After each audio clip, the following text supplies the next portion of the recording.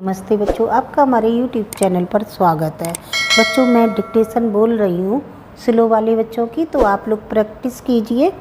लिखो, उपाध्यक्ष महोदय, मैं समझता हूँ कि अब तक इस वैदेशिक नीति पर न केवल इस ओर के सदस्यों ने ही बल्कि दूसरी ओर के सदस्यों ने भी प्रधानमंत्री जी को धन्यवाद दिया है।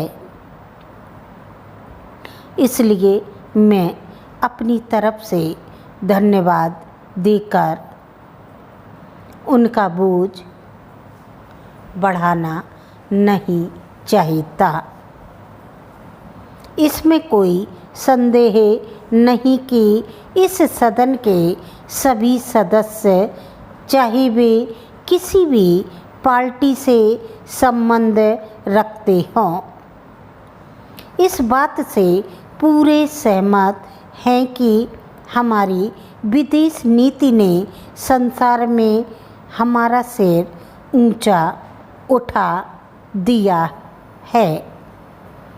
हमने पंचशील के सिद्धांत को संसार के सामने रखा है। यदि हम उसके आधारभूत सिद्धांत पर दृष्टिपात करें तो हमको पता चलता है कि हमने संसार में एक जो सबसे बड़ा काम किया है वह यह है कि हमने तनाव को कम करने का प्रयत्न किया है। जिस समय हमने नई नई स्वतंत्रता प्राप्त की तो हमारे सामने बहुत से प्रश्न थे। उनके साथ ही हमारे दो बड़े गुट थे, जो कि एटम बम और दूसरे बम लिए हुए हमको चुनौती दे रहे थे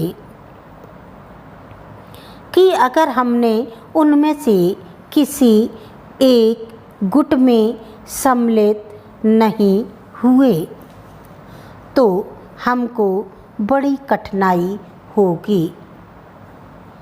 उस समय भी हमारे प्रधानमंत्री ने हमारे देश की वैदेशिक नीति को इसी स्तर पर रखा, जिसके कारण आज हम संसार में अपना सिर ऊंचा उठा सकते हैं।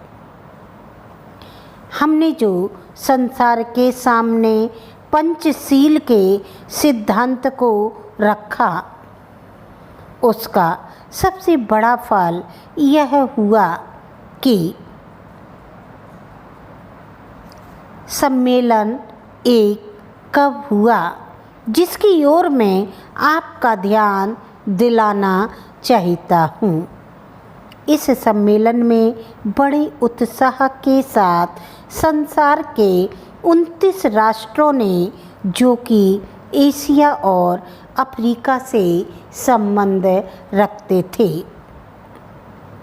यह घोषणा की कि हम संसार में तनाव कम करना चाहते हैं और साथ ही हम यह चाहते हैं कि संसार में जो विभिन्न सामाजिक और आर्थिक नीतियां हैं वे साथ साथ चल सकें। हमारी वैदेशिक नीति में जो सबसे महत्वपूर्ण चीज़ है वह है सह अस्तित्व की भावना। उसी भावना के फलस्वरूप हम देखते हैं कि आज कोरिया का युद्ध नहीं हुआ, जो कि एक तीसरे विश्व युद्ध के रूप में परिवर्तित हो सकता है। हमारी इस नीति के कारण हमारे अमेरिकी मित्र हमसे कुछ अप्रसन्न भी हो गए, लेकिन यदि हम ऐसा न करते तो आज संसार को तीसरा युद्ध देखना पड़ता। मैं बहुत ज़्यादा समय नहीं लूँगा, थोड़ा ही लूँगा। आपको डिक्टेशन अच्छी लगे तो आप लाइक करें, सब्सक्राइब करें। That's all.